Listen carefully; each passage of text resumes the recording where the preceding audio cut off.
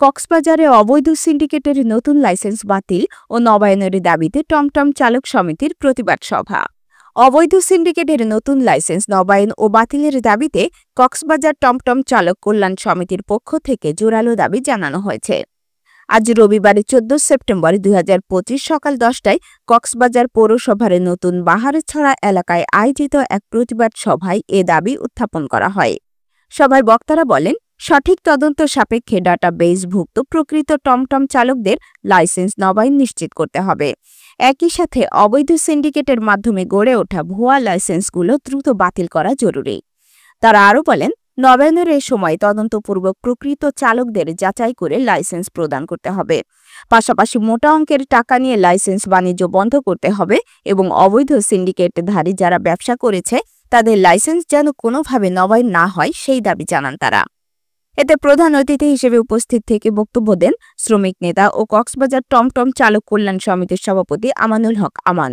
তিনি বলেন, টমটম চালকদের রক্তঘামে উপার্জিত অর্থে চলছে পরিবার, অথচ অবৈধ সিন্ডিকেটের কারণে প্রকৃত চালকরা লাইসেন্স থেকে বঞ্চিত হচ্ছেন। আমরা এর সুষ্ঠু সমাধান চাই। আর বিনীত অনুরোধ থাকি বোধে ট্রাফিক বিভাগ পুলিশ সুপারের প্রতি সঠিক তদন্ত করি ডাটাবেসধারী বৈধ ড্রাইভার যারার গাড়ি আছে কক্সবাজারের মাঝে দীর্ঘদিন গাড়ি চালার তারার এজেন্ট তদন্ত সাপেক্ষে ডিসি সাহেবে অনুমোদন করি যে লাইসেন্স দিয়ে এই লাইসেন্স দিন তদন্ত করিয়ে নে লাইসেন্স নিন হস্তান্তর করি বললা এবং নবায়নের টাইম এসে এই নবায়নের টাইমের মাঝে অবৈধভাবে মুখ অঙ্ক টিয়া দিয়ে নে লাইসেন্স নিন নবায়ন করি বলার চেষ্টা করে। আর বিনীত অনুরোধ করছুম দে অনরা মোটা অঙ্ক টিয়া নধরি এই লাইসেন্স নিন অবৈধভাবে নবায়ন নগরী সঠিক ড্রাইভারের হাতে লাইসেন্স নিন পৌঁছি বললাই আবেদন করা যার হাতে বিনীত ভাবে। প্রতিবাদ সভায় আর উপস্থিত ছিলেন সমিতির সদস্য আব্দুল করিম সোনা মিয়া, ইব্রাহিম, মোহাম্মদ হারুন রশিদ সহ অন্যান্য নেতৃবৃন্দ। সবাই শতাধিক টমটম চালক অংশগ্রহণ করেন।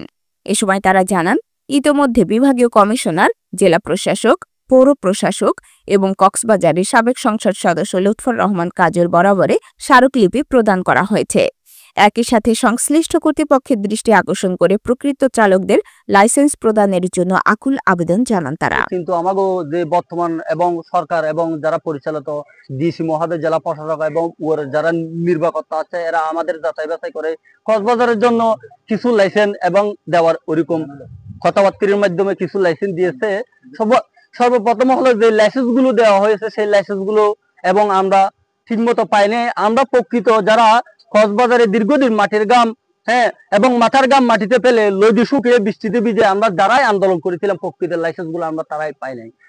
আমাদেরকে কক্সবাজার জেলা পুলিশ আমাদের গাড়ি আছে বিদায় যাচাই বাছাই করে আমরা আমাদের গাড়ি নিজেরাই চালাই, নিজেরাই সংসার পরিচালনা করি, তাই যাচাই বাছাই করে আমাদেরকে এই ডাটাবেস কার্ডটা দিয়েছেন।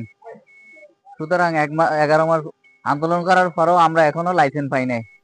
আমাদের দৈনিক কক্সবাজার দর্পণের নিজস্ব প্রতিবেদকের পাঠানো তথ্যচিত্রে নিউজ ডেস্ক।